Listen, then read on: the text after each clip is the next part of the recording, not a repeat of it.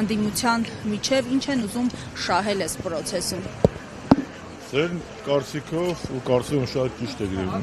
ներկայացնում այդ մարգինալ ճակերտավոր ընդդիմադի որոշ շրջանակների նպատակը տողտոր ջրում զուտ բռնելն է։ Տեսեք, բոլոր նրանք, ովքեր որ քննադատում են եւ մեղադրում են Փաշինյանին բանակցությունները փակուղի տանելու եւ 19 թվականի առաջարկներից հրաժարվելու պահով ճիշտ են անում, բայց նրանք նաև որ ովքեր որ համ Փաշինյանին են մեղադրում, համ Ձեռի հետ փորձում են խեղաթյուրել իրականությունը եսվեր գցել Հանրապետականի ու Սերժ Սարգսյանի վրա, թե իբր թե դե չգնաց լուծումների Հանրապետականը, Սերժ Սարգսյանը չգնաց լուծումների,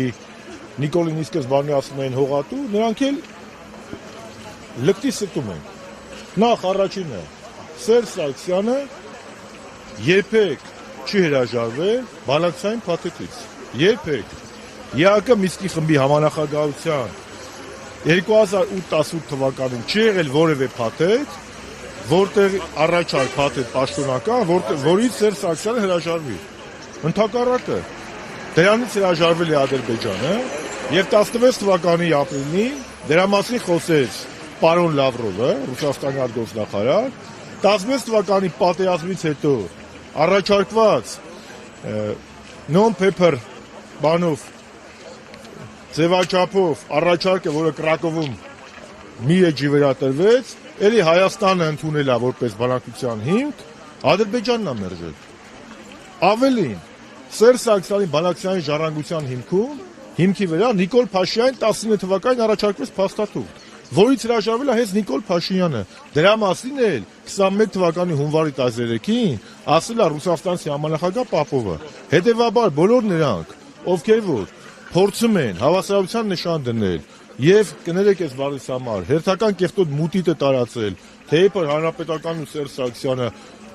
կառուցողական փոխզիջումային տարբերակից հրաժարվել են, նրանք նենգաբար ստում են ու նիկոլական թեզերն առաջ քաշում։ Պաշտոնապես հայտարարում եմ,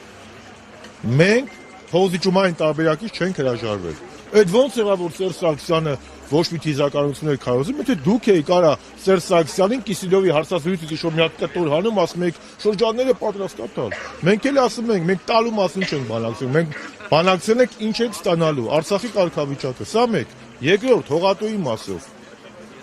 որևէ մեկը մինչև 20 թվականի նոյեմբերի 9-ը Նիկոլին հողատու չի անվանել։ Հողատու սկսել են անվանել նոյեմբերի 9-ից հետո, բայց եթե Շուշին տվել է, Հադրութը տվել է,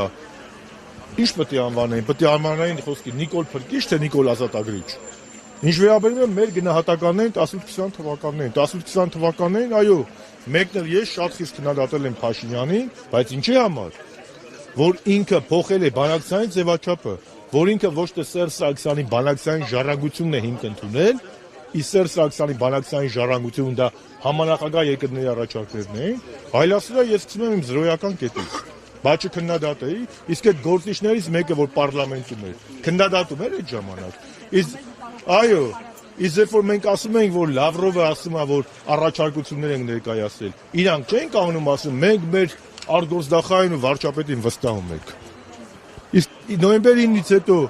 էլի վստահեցիք, իսկ երբ որ Լաչինը հանձնում էր, մենք ասում ենք Լաչին ինչու է հանձնում, ասում եք դա է միջանցքային տրամաբանության այլընտրանքը, հիմա Լաչինն էլ հանձնեց, ամբողջ Արցախն էլ հանձնեց, միջանցքն տալիս է։ Հետևաբար մեր քննադատությունը Նիկոլ Փաշինյանին ուղղված է եղել մի բանի համար, որ ինքը 18-20 թվականներին միտումնավոր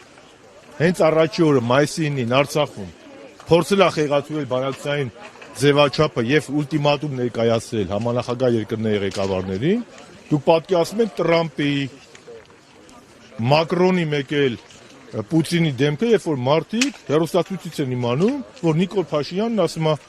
ֆորմատը պետք է փոխվի, մինչև Ղարաբաղը չմասնակցի, ես բանակցություններին պատրաստ չեմ։ Պատկերացնում եք այդ մարդկանց դեմքը, երբ որ Նիկոլ Փաշինյանը 19 թվականի հունիսի պաշտոնական առաջարկներին 2019-ի օգոստոսին հայտարարում է Արցախը Հայաստանը եւ վերջ։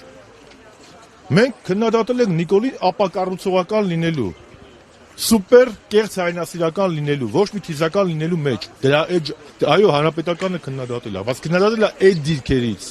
ոչ թե փոխզիջումների մենք ընդհակառակն ասել ենք, որ դու պետք է բանակցային փաստաթուղթը, այն ինչ որ քեզ ժառանգություն մնացել է Սերժ Սարգսյանից, դա պետք է հիմք ընդունես, այլ ոչ թե ասես, ես էլ դեռ պետք է համանախագահները ասեն, ես ընդունեմ թե չընդունեմ։ Սա է ամբողջ խնդիրը։ Եվ այդ իմաստով բոլոր այն գործիչները, ովքեր որ փորձում են հավասարության նշան դնել, թող մի հատ նայեն իրանք 18-20 թվականներին, պատերազմից հետո ինչպիսի դիրքորոշում են ունեցել, նոր մտածեն ինչ-որ բան խոսելու մասին։ Հանրապետականը 18-20 թվականներին ունեցել է պետականամետ դիրքորոշում եւ կողմ ա եղել փոխզիջումների միջոցով խնդրի լուծմանը, որտեղ այո կարմիր գիծ ա եղել, մեր կարմիր գիծը Արցախի ժողովրդի որոշման իրավունքն է եւ հանրակրվեով կարգավիճակի վերջնական որոշումը։ Բ. Սերժ Սարգսյանի իշխանության շրջանում երբեք պարոն նախագահը չի հրաժարվել փոխզիջումային տարբերակից, որի մասին խոսել է եւ Լավրովը, եւ 21 թվականին Պապովը, եւ երրորդ հողատու ասել ենք այո։